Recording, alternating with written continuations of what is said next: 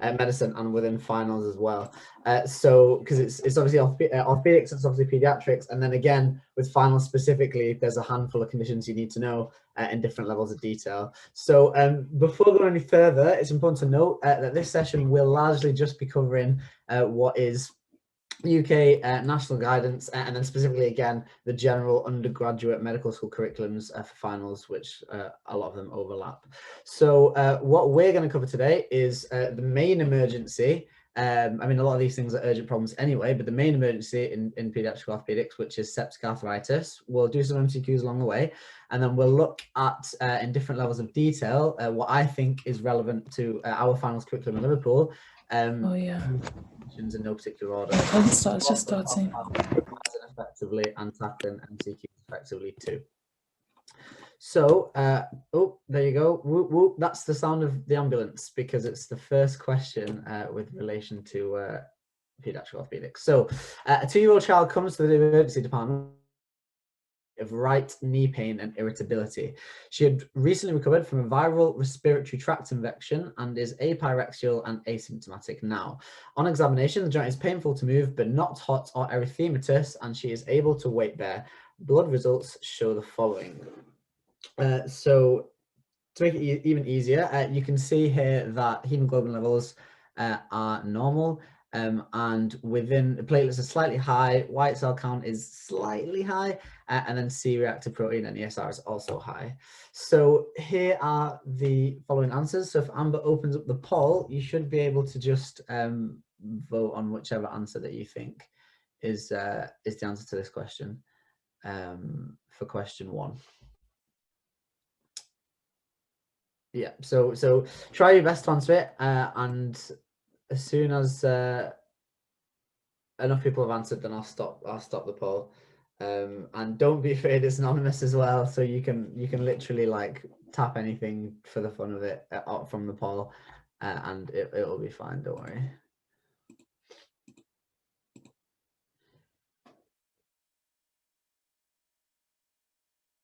I'll leave it open for like a minute and a half. I think that's plenty of time. I haven't read through the question, but feel free to read through it as many times as you want, and then we'll go through it.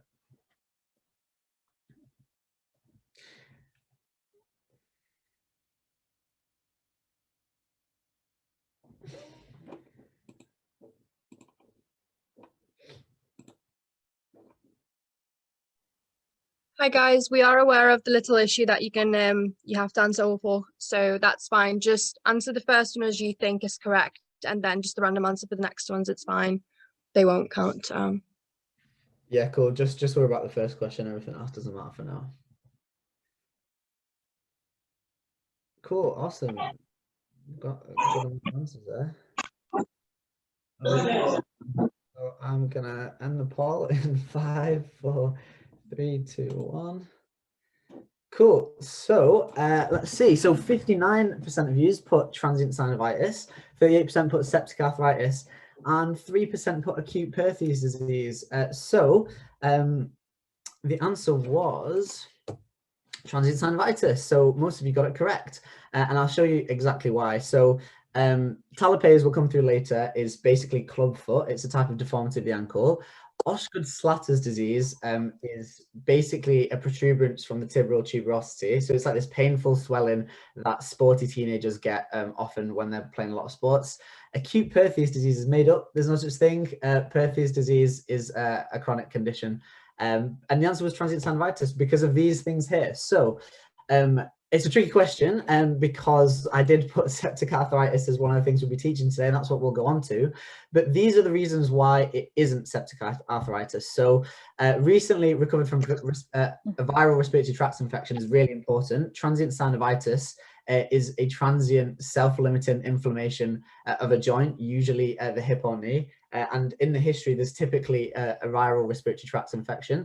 Apyrexial, very important. Septic arthritis, anything that's septic tends to be very feverish, very high white cell count, and very, very acutely unwell. So think sepsis, but even septic arthritis is about being acutely unwell. And the fact that it's not hot or erythematous and able to weight bear, again, points away from septic arthritis. So well done to everyone that put transient synovitis. So we're going to talk about septic arthritis first, given that's on the topic. So septic arthritis is an infection of a joint caused by the pathogenic inoculation of microbes. So basically microorganisms, typically bacteria, enter the joint. Now, the history of septic arthritis is quite clear. Now, again, in questions, because it is quite clear, they'll make it seem ambiguous, but try and look for these bold and things right here. So a painful joint and movement, and may recently have trauma to the joint. So whether that's penetrating or not, or a scratch, or playing football with studs and that kind of thing, especially in kids. And then a high fever. So again, acutely unwell, localized tenderness, and systematically unwell. So their obs are just off, and they're lethargic, and they've got a big swollen red joint. Etiology of sepsis, there's loads of septic arthritis even, there's loads of different ways it can happen. So most commonly it's hematogenous spread, so again other infections, but remember these are bacterial infections, because if it's septic then it's spread from a bacterial infection, so it must be a bacterial UTI or pneumonia. Lymphatic spread from a nearby joint, and then everything else are just less common reasons of why you'd get septic arthritis. And then the risk factors for septic arthritis is what you would imagine. So any sort of foreign bodies that have been put into the joint, any immunosuppression, and then IV drug abuse particularly is a common culprit for a lot of infective and bacterial infections, such as infective endocarditis and as well as septic arthritis. As you can see here, always when you're revising, try and have at least 2 images, I'll come on to that later, of a pathology in your head, because it helps your memory quite a lot, and it helps you visualize when you get a question. It helps you think of the different images you associate with different diseases. So here you've got a big, more red, slightly red in this picture, swollen joint, and then here you can sort of see just about the difference with that joint compared to the others, and that is a emergency in pediatric orthopedics. So what organisms are responsible for septic arthritis? Well, this is a little list here which is quite detailed of the likely organisms by age. So I wouldn't recommend remembering this list outside of doing something like past medicine. It's unlikely in your exam they'll come into that much detail unless you're on call as the F1 on pediatric orthopedics. So mainly just think group A Streptococcus and Staph aureus, and Kingella kingae, which is a cool name for a bacteria, is usually just found in kids. So that's where you'll see that. As you can see, when it gets to 5 years, Kingella kingae is it just doesn't appear. So the investigations for septic arthritis are really important, and that is what pointed us away from it in the question that we just did. So in the full blood count, there's a raised white cell count, and typically with bacterial infections white cell count is quite high, so you'd expect that was just 11.5, so just over the high end of normal, but you'd expect it to be much higher than that. CRP and ESR was raised, and then when you aspirate the joint, which you should do if you have a high suspicion, it'll be purulent because there's a lot of pus, there's a lot of immune cells in there because it's infected. And then gram staining culture and sensitivity testing is important because you can identify the causative organism as well as what bacteria is good against it. And as always, make sure your safety margins, you've got low thresholds for them. So do the sepsis 6 if you're worried about that. And then a joint ultrasound is good at visualizing it. So this diagnostic set of rules is really useful. And having rules like this for pathologies is really useful when you're trying to differentiate them, which most of the time in medicine, it is about distinguishing similar things. So Cocker's diagnostic rules, they're really good and they're specific to children, and they're 4 factors used to predict the probability of septic arthritis. So had we have done that in that question, it would have been very unlikely. So fever, so the patient right now has got a fever of over 38.5 and they're febrile. Non-weight bearing or pain with passive motion of the joint, that's important too. That points to being acutely unwell.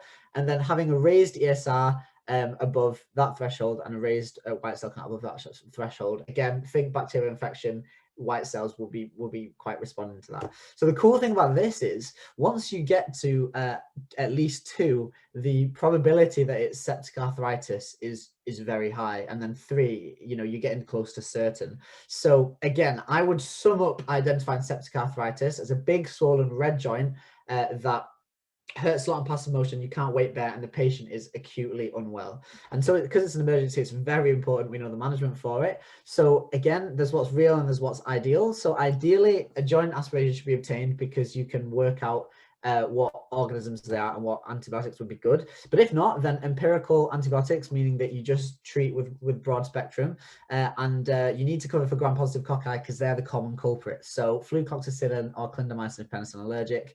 A lot of the other stuff is extra detail and what you do with someone who's acutely unwell. But if the patient isn't if the kid isn't doing so well after that, then you'd consider doing an arthroscopic lavage, which is washing the joint out, which is quite interventionist, and is a rare thing to have in something like septic arthritis. And then just remember that you want to do DVD prophylaxis because they'll probably have to be quite still and immobilized, and then they'll gently work their way back up. So that is septic arthritis. Well done to everyone that got that question correctly. And if not, now you've got Cocker's diagnostic rules, and you can search that anywhere and you'll find that, and we'll send the slides out later, which is really handy when it comes to spotting septic arthritis. You'll be able to do it like that next time.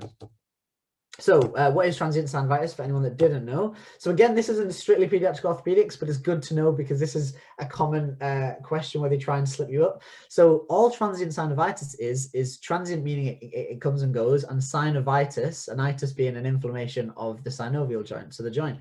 So it's just an acute inflammation of the joint, and it's said to be an irritable hip. Now that is really useful to point into the fact that it isn't acutely unwell and as lethal as septic arthritis can be.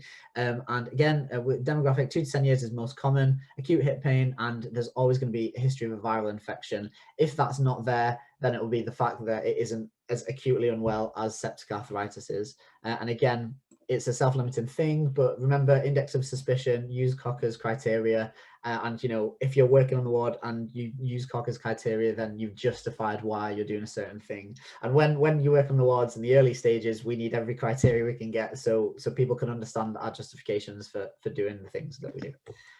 Okay, there you go. So it's time for another question. So question number 2. You see a 6-week-old baby boy for his routine baby check, and his mother has a past history of asthma and used inhaled steroids during pregnancy. He was delivered by planned cesarean section at 39 weeks due to a breech presentation.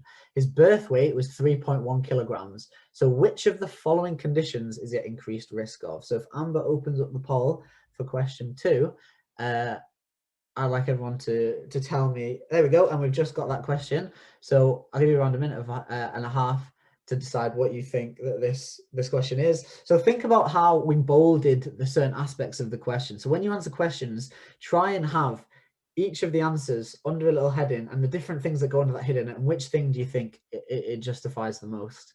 And often, even if you know very little, if you know the big stuff and the big distinguishing features or the buzzwords of the diseases, then you can differentiate between them quite well.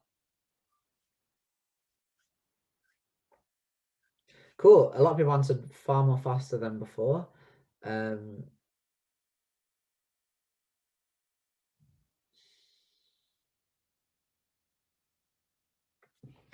Cool. Okay, so I'm going to end polling it a minute because I think more people answered in the first minute than in the minute and a half from before. So let's have a look. So most people answered developmental dysplasia of the hip.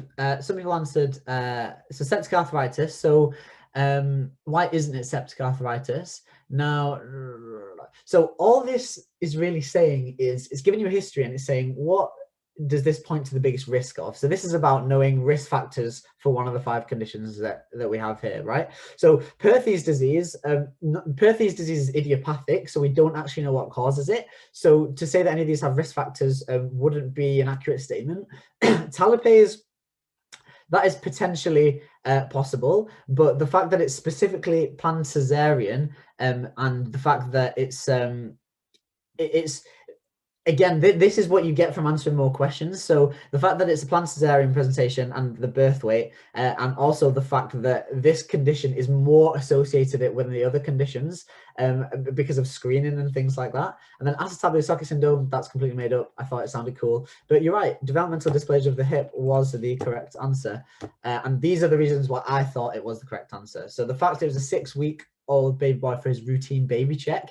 Talipes, you would see, so talipes is a club foot, so it's your ankle being turned inwards or outwards. You'd see that straight out of at birth.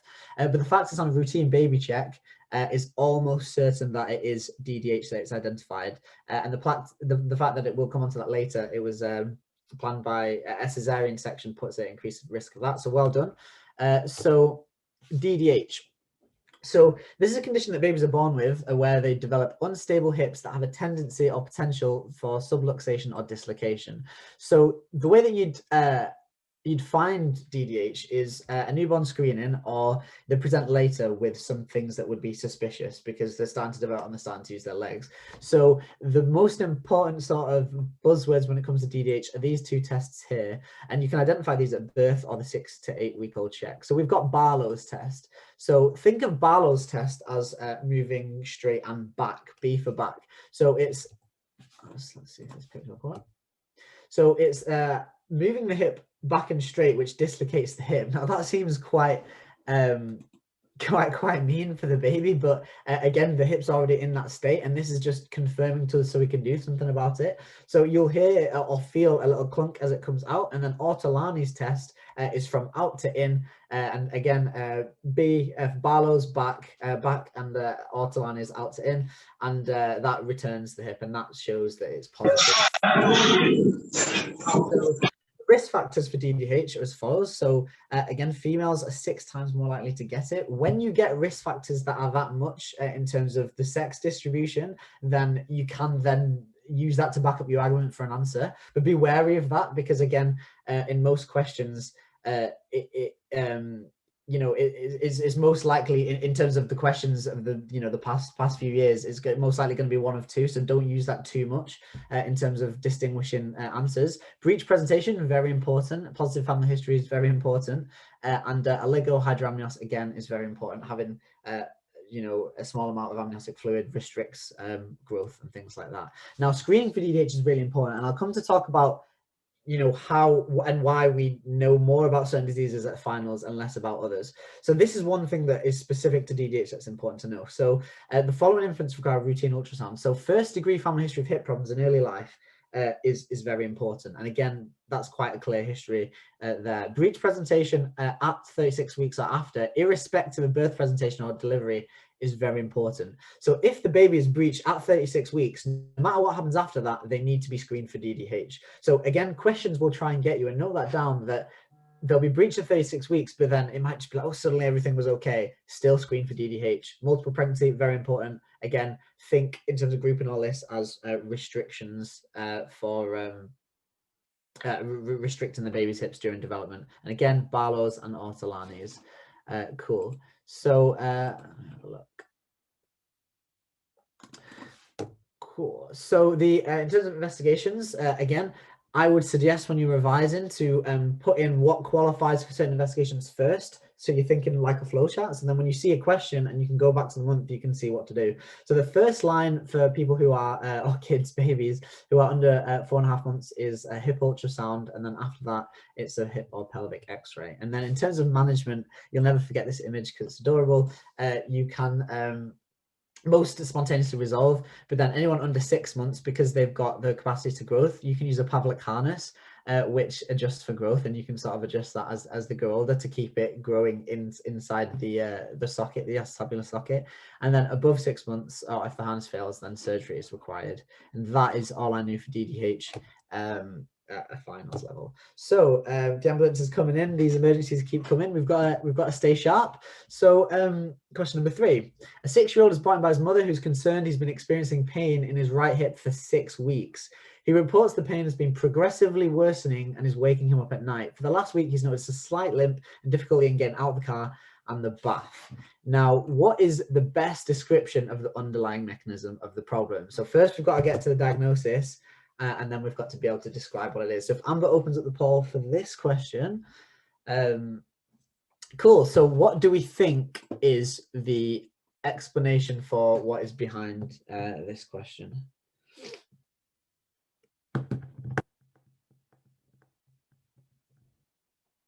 Cool. Yeah, that's right. Don't be afraid to answer. Remember, any question that you get, whether it's a practice question, whether it's in a session like this, whether it's past medicine, always treat very seriously. They're really valuable. Even if you get a question that your friend just asks you, don't let them tell the answer for a while and try your best to think about it. Because if you get used to that habit of thinking of the answer no matter what, you won't give up in your exam, and you'll be very well trained to make exams not intimidating because you treat every question seriously. So always answer anything that you can. It's a good habit to get into. Cool, we'll stop it at around a minute. Oh, we've got a tie between two things here. And there's fair enough reasons for it.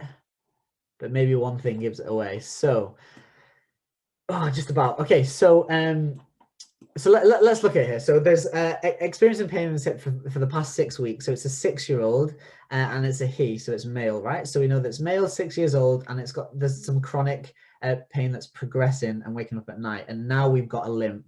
Now, what this condition is Perthes disease. And the reason it's Perthes disease is because it's chronic, it's progressive, and a limp is very typical of Perthes disease. And the fact that it's a boy in the range of sort of 2 to 10 years old is really important. Now, what Perthes disease is a vascular necrosis of the femoral head. Everything else here, so the microfracture through the growth plate, that is a potential answer, but again, even with a fracture, it's more likely to be an acute history, even if it is a microfracture, and that's what I just added in there. That wasn't actually one of the answers from it. Symptoms from a congenital deformity present due to new growth. Again, I made the answer up. Now, congenital deformities, especially in orthopedics, because it's outward and it's visible joints, are usually very, very visible by the age of 6 years old. If you think about the screening tests we have, the fact that the child is going to school, most likely, it's going to be picked up. If you're thinking with things like tetralogy of Fallot, again, that's slightly different because there's a capacity, because it's inward, there's a capacity to miss out on it. With orthopedics, it's unlikely at the age of 6 years. Viral infection that spread to the hip, that was transient synovitis. There is no history of a viral infection here, and it just doesn't sound like it. The progressively worsening, again, it doesn't sound like it because it's transient. And slip growth plate from the femoral head, we'll come to that later, but this was Perthes disease. So what is Perthes disease? Perthes disease is an idiopathic avascular necrosis of the femoral head, as correctly identified by 43% of you who answered. And again, it's most typically in the ages of 4 to 8 years. Now, Perthes disease usually is around 12 years and under. And again, the hips need to be developed enough for you to notice an avascular necrosis. So again, think about 4 years, 2, 3, 4 years is the bottom.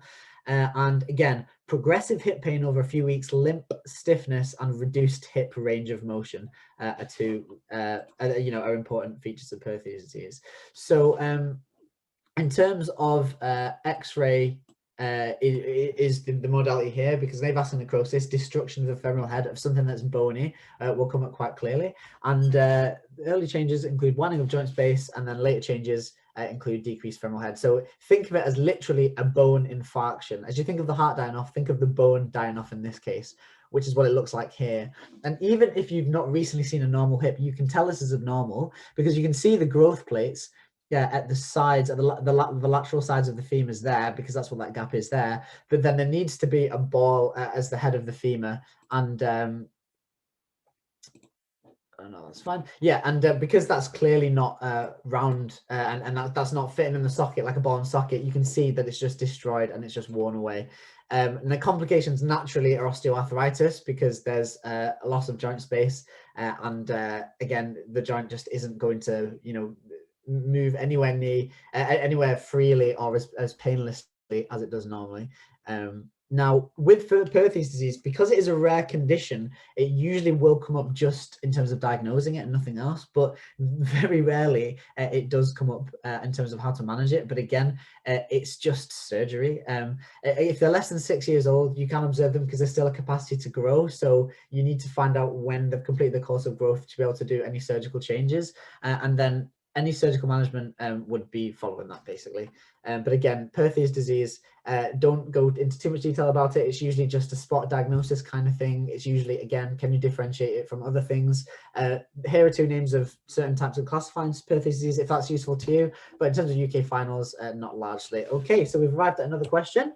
So question number 4, a 15-year-old presents to the GP with a 5-week history of a gradual onset left groin pain and a limp. The right leg is not affected and he's otherwise well. So again, think about boldening some of the parts of the question. No past medical or family history. On examination, there's a loss of internal rotation of the left leg. There's no swelling or warmth felt, and vital signs are normal. Height is in the 50th percentile and weight is in the 95th percentile. So what is this condition classically associated with? So we've skipped the diagnosis. So first you need to work out what's the diagnosis, and then you need to work out what is a major risk factor. So if Amber opens up the questions now, you can go for it. Cool. So what do we think is the main reason or main risk factor for the condition in this question? And again, answer how you would in the exam, because it's the exam that we're preparing for first, and then clinical practice comes later.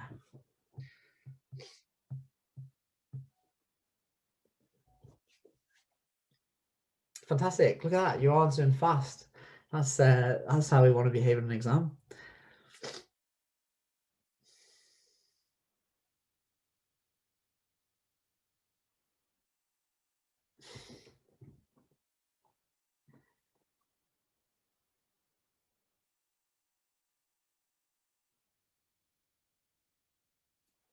Okay, look. So fantastic. 61% of you voted. You're very an audience that gets involved. That's brilliant. Awesome. Okay, so most of you said obesity, and you'd be correct, because what this condition is slipped capital femoral epiphyses. Smoking. Now, when you think of smoking as a risk factor, smoking doesn't usually cause things that are acute. It tends to be a prolonged course. It tends to be wearing something down. And again, a 15-year-old having smoked, it's unlikely they would have smoked for long enough for it to manifest into something here.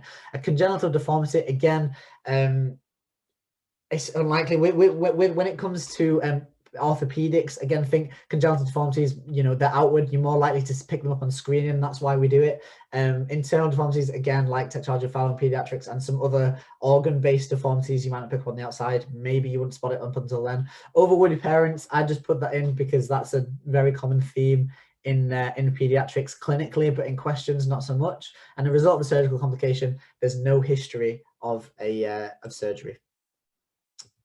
Yep, so there you go. So 15-year-old, left groin pain and left limb, and right leg is not affected and otherwise well. So again, acutely well, very likely to be septic arthritis. This is going to be a 0% on the Copper's criteria. Loss of internal rotation of the left leg. That seems something specific and anatomical. Now, again, there's pain on movement in septic arthritis, but it's quite an obtuse pain. It's not a pain that is specific to any particular movement, it's movement in general. So when you think of something like loss of internal rotation, you're thinking of, you know, an exam sign for a certain anatomical disturbance, right? So no swelling or warmth of the joints. So very likely to be any sort of inflammation due to infection, normal vital signs, acutely well, weighted in the 95th percentile. If you didn't know it anyway, that might have given it away. So femoral epiphyses. So what that is displacement of the femoral head epiphyses postero-inferiorly. So it's back and down. Typically, it's in the age group of 10 to 15 years. With pediatrics, when it comes to close differentials, using age is a very big help. It's often the first thing that shifts your sort of diagnostic telescope in terms of where to look for. Most common in obese children and boys. That is very important, because that's the main risk factor in questions, and it's unlikely you're going to get a question related to diagnosing this without the mention of obesity, weight, or something along those lines, family history, obesity, etc. Now, again, may be present acutely following trauma or with chronic persistent symptoms. Again, if it's acute, it's not going to be inflammatory, much like septic arthritis. Okay, so features of this would be hip, groin, medial thigh, or knee pain, and loss of internal rotation of the leg inflection. So if you look at what it is, you can understand that because it's an anatomical disturbance, turning that hip within the socket is very difficult, because there's been this disturbance in that connection because it's gone postero-inferiorly. So naturally, because it's an anatomical disturbance, AP and lateral x-rays are diagnostic. So in orthopedics, we always ask for two views. Images are two-dimensional and structures are three-dimensional. So we need to see at least two different dimensions of that image. So you want to see an AP view, anterior-posterior view, so front to back, and then lateral from the side x-rays. Again, internal fixation, this is quite nice to remember. Single cannulated screw would be the option here. And then complications, osteoarthritis, makes sense because of the lack of a good joint connection, the lack of joint congruence. And if we look at this here, we can see quite clearly that it's almost the exact same as the image on the other side that it's just come off completely. So you can imagine rotating that is quite difficult. And again, think about the image when you're thinking about the content, because it'll produce an image in the question, which will draw on the rest of your revision notes. So in terms of talipes, it's usually quite clear what talipes is, and you'll be able to answer the questions quite well without having had them. So with talipes, it's basically a club foot. So talipes equinovarus is an inversion, and then calcaneovalgus is an eversion, and it's idiopathic, but there are some associations. So there isn't a proven reason for it, but there are associations for it. So like with Perthes disease is associated with socioeconomic depravity, but again, it's not a clear reason as to why. So spina bifida, cerebral palsy, Edwards syndrome, oligohydramnios, these things